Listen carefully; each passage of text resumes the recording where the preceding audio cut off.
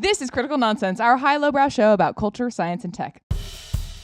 This week, Aaron asks us about Alan Smithee-ing our lives. Woo! I can ride my bike with no handlebars. This is what Joey sounds like.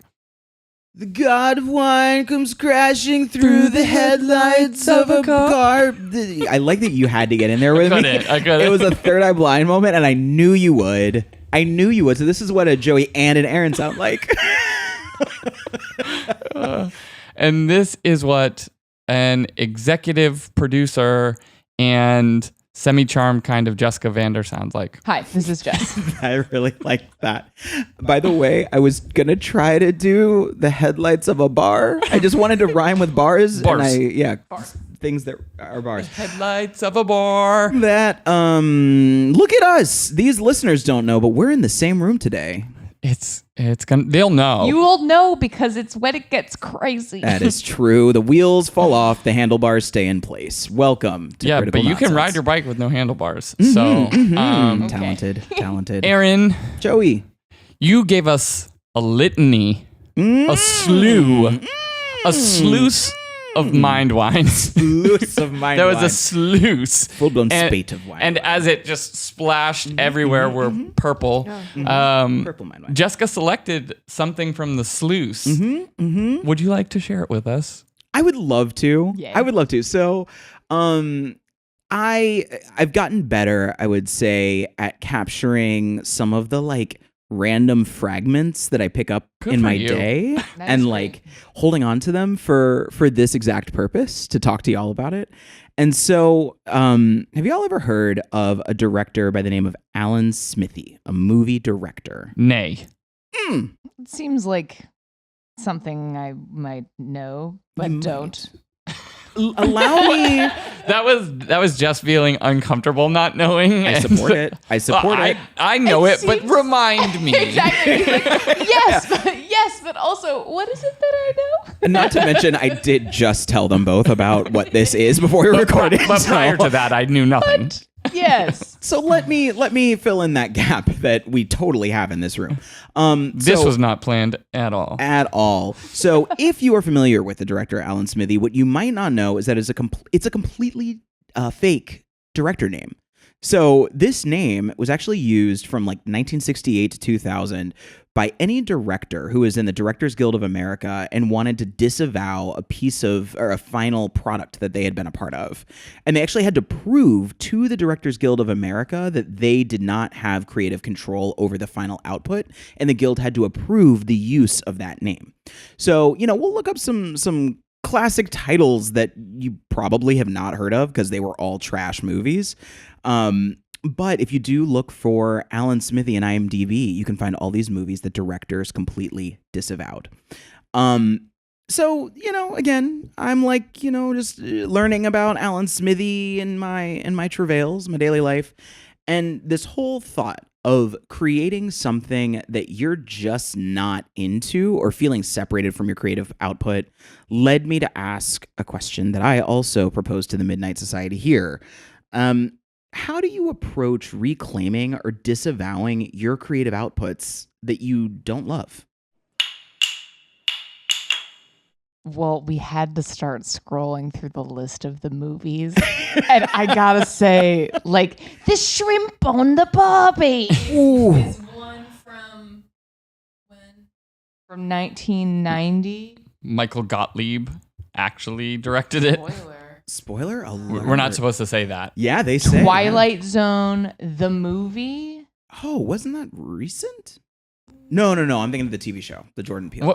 What's fun? Smoking lightning. Yeah, Wow. what's funny is a bunch of directors use it for edits, either TV edits, in-flight edits, right? Like the in-flight edit of Scent of a Woman was no, he's like, nope, I don't approve of this edit, said Martin Brest. Or Michael Mann said, I don't approve of the TV edit of Heat. Or David Lynch said the TV edit of Dune got Alan Smithee, right? Interesting. Non-approval. It does not meet the criteria of the auteur, Yes. and therefore, but it's interesting. Like yes, I accept Heat as part of my my filmography, but not the TV edit. Letterboxd, How dare yes, you? Yeah. yes. This is like Martin Brest is on here multiple times. He does not approve of TV edits. Well, yeah. I guess it's interesting because the existence of this thing where basically you're part of a team and you're like, I don't like what my teammates did, so I'm going to do this is really fascinating in a time where we're able to make so many things on our own and have a lot of independent creative control. Like creators can soup to nuts do a whole thing, or they can have a team, but it's hard for consumers to know the difference. But it is interesting that this idea of like, well, sometimes you're on a group project and you don't like the way it turned out, and like having the escape hatch of like, honestly, like I wouldn't put my name on this. I'm gonna Alan Smithee. I'm gonna Alan Smithee. This is like kind of a nice thing to have. Yes. When otherwise it's sort of like, I mean, you're a part of it, so you're a part of it. Game over. Yeah. I like that moves me a lot because I was thinking of the other side of it too, where you have to defend this to a board or like a cabal that's going to agree that you were taken out of the context of it. So like not only as a creator, you like maybe now are like much closer as a member of a creative team, you are feeling like, oh, I'm not a part of this. But then also you have to prove to somebody else. You can't just like stand on your high horse and say, I don't want this. You have to actually like prove it to the Directors Guild. Like, no, I was cut out of this process and my name isn't on it. And like both of those, I think are like, that's an interesting challenge to Smithee-ing. Because it's like, oh, am I Smithee-ing for real reasons? Or did I Smithee myself? Whoa. Well, I think what's interesting is like, I'm realizing as you were saying that we Smithee ourselves all the time, right? Like smithereens. I mean, I haven't done a resume in a long time because I've been here for 15 years, but the way that people edit their resumes, they Smithee stuff all the time, right? Like, I was here for 6 months and it was not the right fit, and that will not be on my resume. I took a sabbatical or whatever they choose to do, or just extend their previous job by 6 months and pretend like it didn't happen. So I realize we do Smithee, and even like there are projects like we've only worked on a few projects together, me and Aaron. And there's one I can think of we would probably Smithee. I know exactly which one, and it is Smithied. I hate bringing it back up because every once in a while I'm like, oh, in theory, this was great. It could have been something. It could have been something. And I think that like what's really tough, I think, is as a Smithee or in a Smithee moment, is it because you're unhappy with the output, or do you feel disconnected from the output or the process, I should say? And I think that technically it's being disconnected from the process, which I think in creative group exercises is always the core thing. Like whether someone pushes you out or like in this unnamed project case, you know, the client sort of not allowing themselves to be a part of the process and like reshaping and pushing the process to be what they want it to be. I'm wondering if we're Smithee-ing the same project. I'm like, oh, but 2025. Yes. Yeah. There's something cool about the idea of the right to Smithee as exemplar creative control. Like even through the way it comes out and the way it is perceived, rather than like, think about whatever happens. It's like, well, it's tied to you forever, or whatever the thing is. It's like, actually, what if I have a say that I don't think that actually reflects me? Yeah. Is that a thing that should have? Yeah. It's interesting also because the film industry, as an example, does a very right, the idea of credits and the way that credits are cataloged over time, both in Directors Guild, Producers Guild, Screen Actors Guild, all of these places, right? There is a historical log of, in theory, every project that is associated with those organizations, whereas we don't have to abide by the same sort of historical log. And so we do it in a way that is less active or less, we might sort of manipulate our equivalent of a filmography to suit a situation. You don't talk about every project you've ever done. You don't talk about every client you've ever worked with, whatever it is. And so is like, what's relevant to this moment, I will talk about those things, because there's not like a Dewey Decimal System of every project I've ever worked on, And similar to that, like, I think about directors working on treatments. Like, back when I was in advertising, of course, you like put together your concept, your creative team does, and then the production team in-house will go out and try to find and pitch to different directors. And those different directors who are interested in it will then come back with a treatment. And that's like their interpretation of your spot, like how, or your campaign.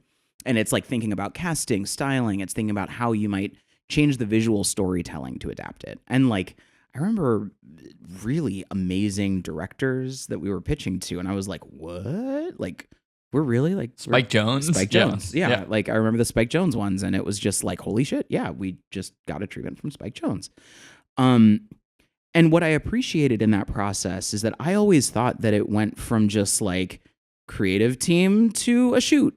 And I never even realized how much creative collaboration there was with the director themselves, with the production crew, the broader production crew, and then certainly the edit house. Because as soon as you think about for sure, like if you don't have key grip, well, and so it makes me think about what other other kinds of roles. Yes, the tape guy. Don't forget the gaffer. I think that like it really helped me appreciate what the full collaborative nature of getting these things made is.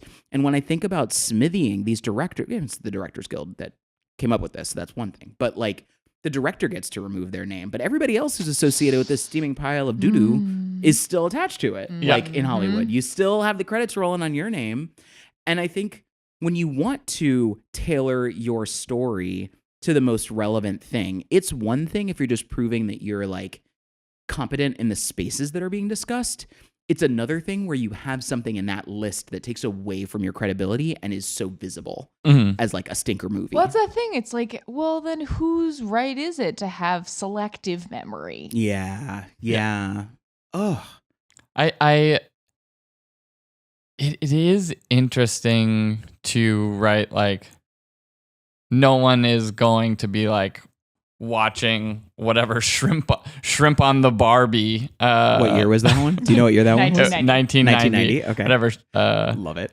The Shrimp on the Barbie by Michael Gottlieb, and being like, this is a steaming pile, but the gaffer, like, wow. He like, really. Yeah. I can tell that the best boy was here to play. Right? Yes. It is that the way that sort of credit is ascribed in these projects. And same with like producers probably as well. Like you have producers who build reputations, not necessarily as like they are the best like creative project chooser. They are the best at like pulling in interesting talent, or like Judd Apatow, that were, was sort of historically his rep, was like he could just find the right people and give them freedom, and then they would go and do things. Kevin but when Feige, but when you're the director, so much of it piles on your head, even if it's not, both for good or for ill, right? Yes. Like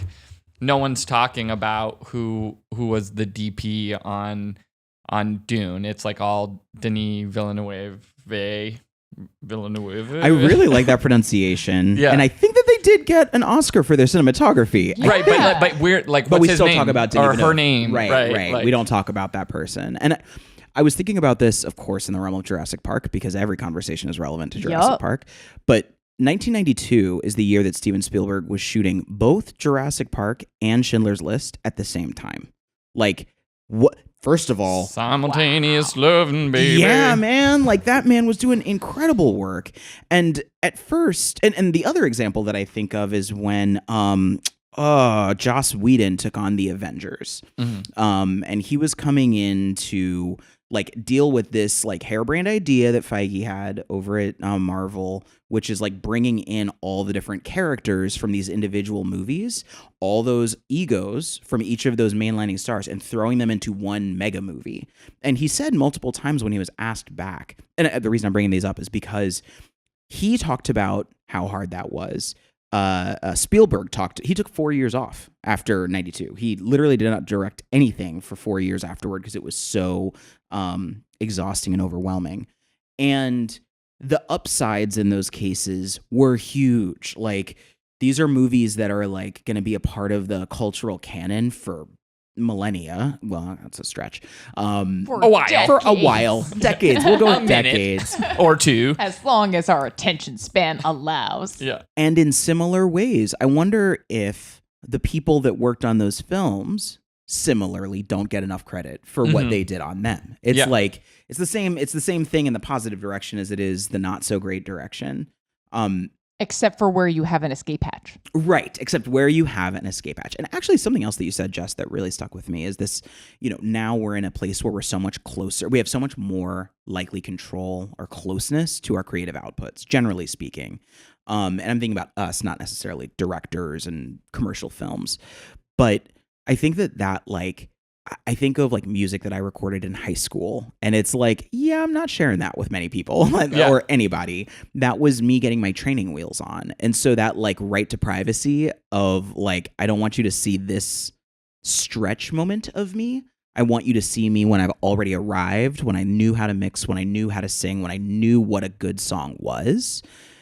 Having that control, I think, almost is a bad thing. I think it's good to get the training wheels in public. And I think about stand-up comedians who have to deal with this all the time. Yep.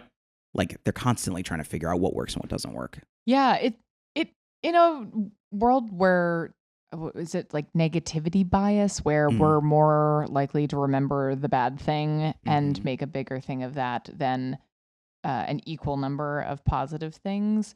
It's interesting the potential to say, like, honestly, the more that we give people the ability to say, like, actually, that is not a thing that reflects where I am now, how I think my creative perspective either has changed or I don't believe in that and it was out of my control, whatever the reasons. It does make some sense, I think, about if to play that part of this argument to say, like, should we not give people more opportunities to escape hat for themselves when it's like maybe a sign of self-awareness, self-reflection?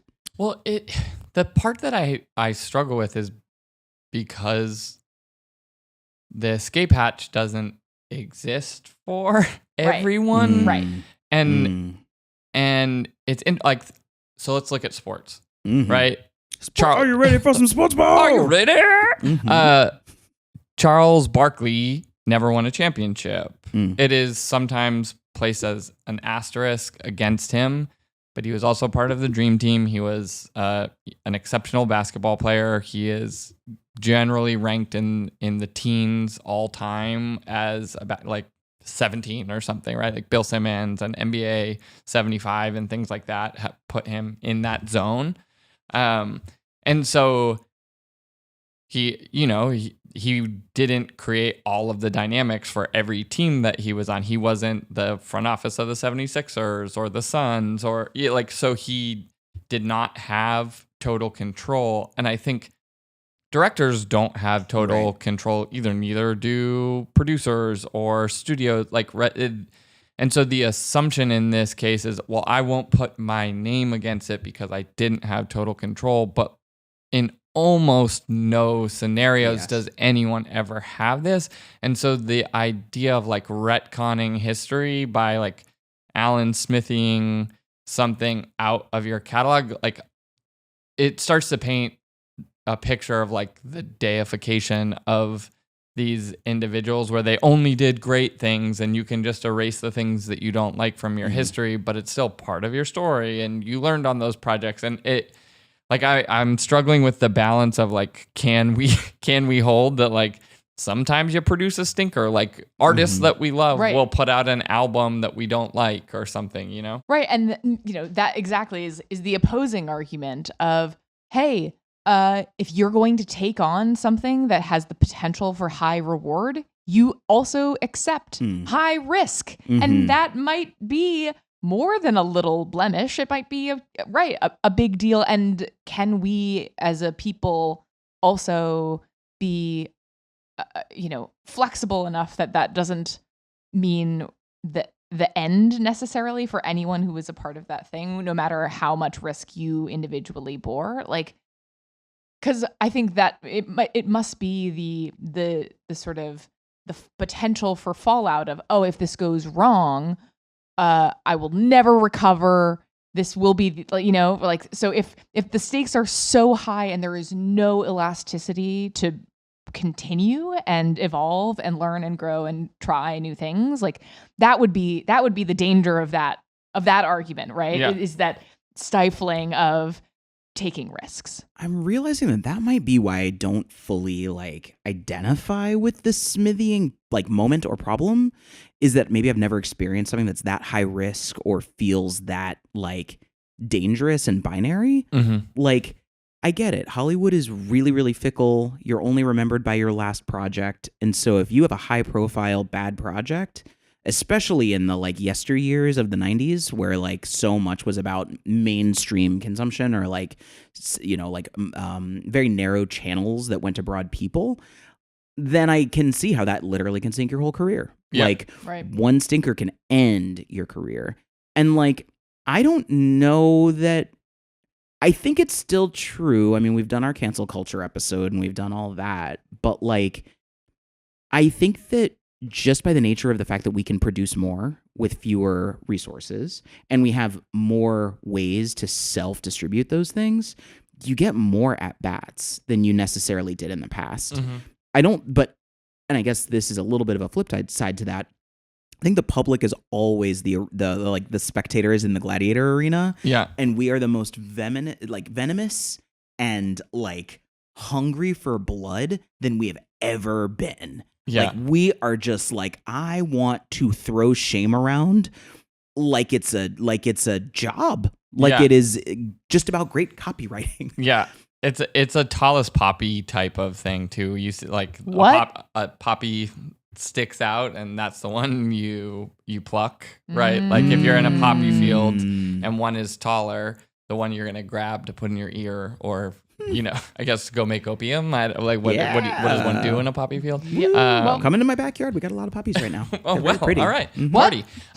We get California poppies, not opium. I'm just clarifying. But there is this orientation. I think people are too fixated on legacy in a way that is unproductive and unhelpful, and I'm sure you can have influence over the way that you're remembered, but you don't know how future generations are going to see the world, and to orient all of your decisions around your legacy feel like it is definitively a thing in sports that I think leads to strange behaviors in trade requests, in deal signings, in what teams you pick, in fights in office. I think clearly, whatever, David Lynch didn't want the TV edit on his thing because he's thinking about how he would be remembered and it doesn't fit his vision, which also fair enough. I actually don't really, in those instances where someone did a new cut of your movie and you're I wasn't part of it, I disavow it or whatever. But that legacy orientation, I feel is just not be here now. It is sort of solipsistic and sort of, I don't know, egomaniacal. Yeah. Yeah. I feel the egomaniacal element is the one that I was like, Narcissism, yeah. Like you, and not to throw another myopia, right? You can only focus on what you and your story and what you were trying to do yourself, and I think that abandons the team fundamentally. Like you have to ignore the fact that it's a team effort if you want to believe that its failure rests solely on you, or that the reputation of the output solely is yours to bear.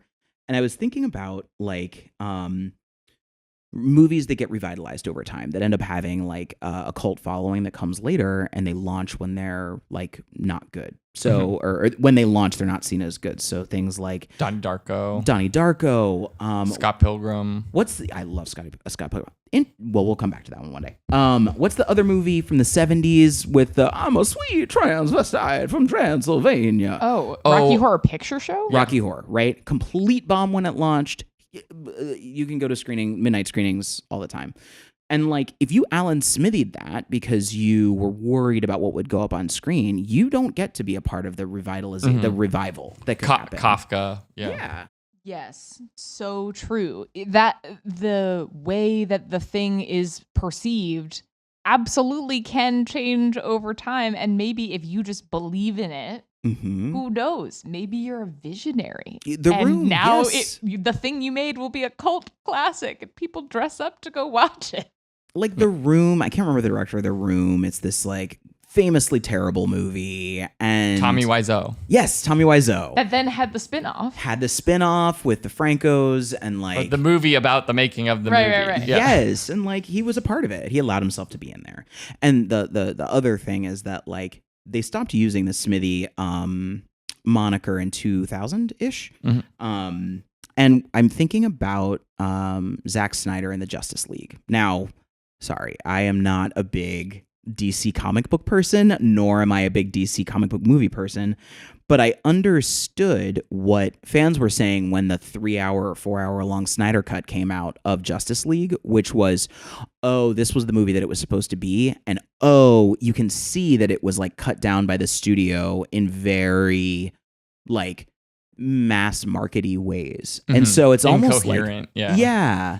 And in general, I appreciate, of course, having the opportunity to re-release something that's in your own vision, but the idea that like it's not about disavowing something that came before, but taking another swing at it and like making it more what you wanted it to be, just so you can try it out. I feel like that's creativity on creativity as opposed to like erasing creativity, which just seems, aside from egomaniacal, counterproductive. Yeah. Destroying instead of creating. Yes. Jessica. Yeah. Can you retcon us through a wrap-up corner? May I propose the Smithee cycle? A sort of... Nay. Okay.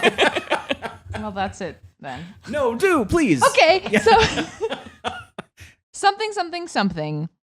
How much freedom we have to credit or distance ourselves from what we make affects what we make, affects how it is attributed to us, how much it is attributed, and for how long it is attributed. And that intertwining of the ability to be attached to our things or unattached, as in this case, is interesting because it sort of has all of these little micro decisions that maybe turn into a thing that lasts forever, that we all love, that we never knew was going to be Home Alone as it was. Or it might be a total disaster. But I think if there's one thing that we can take away, whether or whomever gets credit for it, that taking those leaps is probably worth the try. And more of us should feel the freedom and room to go for it. I hope, anyway. Spread your wings and prepare to fly. You and me become a butterfly. Whoa, spread your wings, fly, butterfly. Yeah. And if not, Smithee. Okay. Or just like, no. Escape hatch away. Get your jetpack, kick that window open, and go flying out as fast as possible. stuff like that. Right. Critical Nonsense is a Sylvain production. Brought to you by 1994's best movie, Jumanji, directed by Chris Columbus. Jumanji. As always, we'd like to thank executive producer and Zathura, Jess Vander. You're welcome. We'd also like to thank Original Dune, which was kind of crap, but sound engineer, How which dare was you. kind of awesome, Alex Contel. Love you, bro. As always, we'd like to thank our programming coordinator and the Independence Day of our life, Les Jacobs. Yo, that sequel was trash booty. We also want to thank the entire amazing crew that helps make this podcast happen every week. We've got KJ, Christy Jensen. We've got Nora Mestridge. We've got Sarah Gilbert. We've got, who else we got? We got other people. Amanda Medina. We've Oh got my God. Amy Waters. We got a whole host of people to credit. And they did not get Golden Razzies. They get Oscars of Yeah. podcasting. The best girls. Yeah. Yes, thank you totally. for all of your help. As always, thanks, Ellen. Thank you. Special thanks, Christopher Columbus. Thank you. Great director, Jumanji. He did Home Alone. Man's busy. Booked and blessed. Not the Italian Christopher Columbus. Yes, no. He's Yeah, kinda no thanks. Yeah, we'll take him out. Bye, of the Christopher. Hello, Christopher. You know, I also want to thank Bo and Yang. Just Yeah. because he's Bo and Yang. He's great. I agree. They had like a little, they stepped in some duty, it sounds like, with a little White Lotus parody on SNL. And Bo and Yang was like, well, yeah, so we apologize because it's not about being a comedian that just says like, no, I can say whatever I want. Like sometimes you just screw up, and it was a screw up. So Yeah. moving Yeah. forward. Wow, what a Yeah. mensch. And also thanks to Bo and Yang, apparently, for being on a lot of queer men's Tinder in New York. Yeah, he's been on there for a while. Even I've had a lot of friends who have swiped right on him for a long time. I have a lot of friends who just say, stop serving me Bo and Yang. Yes. Oh, I'm starting to use that immediately. Is Bowen Yang the new Ryan Seacrest? Wait, was Ryan Seacrest big on Tinder? No. I did not know. I thought I missed something. Just like very prolific and working very hard. Then yes. Yes, he is the next Ryan Seacrest in that regard. What? Ryan Seacrest is on Tinder? And also Frosted Tips. Yeah. Well, he thanks, does. Frosted Rumors Tips. get spread. Yes. All right, thanks. See you, bye. Goodbye. Love you, mean it, bye.